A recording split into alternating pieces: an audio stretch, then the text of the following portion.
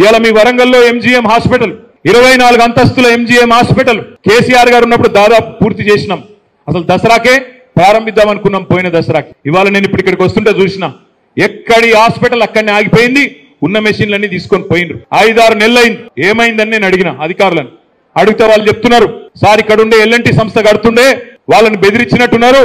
బెదిరించే వరకు వాళ్ళు తట్టపార వారేసి వెళ్ళిపోయినరు. మరి ఇవాళ పని అయిపోయింది ఎక్కడికక్కడ అని చెప్తున్నారు. ఎవరి కోసం కట్టిండు కేసీఆర్ 24 అంతస్తుల హాస్పిటల్? మీ వరంగల్ కోసం, ఇక్కడ ఉండే ఖమ్మం కోసం, ఇక్కడ ఉండే పట్టణంలో ఉండే పేదల కోసమే కదా. అంత అద్భుతమైన హాస్పిటల్ తెలంగాణలో కాదు, భారతదేశంలో ఎక్కడా లేని హాస్పిటల్ మీకోసం వరంగల్లో కేసీఆర్ కడితే దాన్ని ఆపిన దౌర్భాగ్యపు పార్టీ కాంగ్రెస్ పార్టీకి ఓటేద్దామా ఆలోచించండి. కష్టపడి ఇదే వరంగల్లో మీరు హైదరాబాద్కి పోయి బెంగళూరుకు పోయే అవసరం లేకుండా ఇక్కడికి ఐటీ కంపెనీలు తేవాలని చెప్పి టెక్ మహీంద్రాని తెచ్చినాం, జెన్పాక్ ని తెచ్చినాం. టీసీఎస్ విషయంలో పైరవి నడుస్తూనే ఉండే, ఈ లోపల ప్రభుత్వం పోయింది.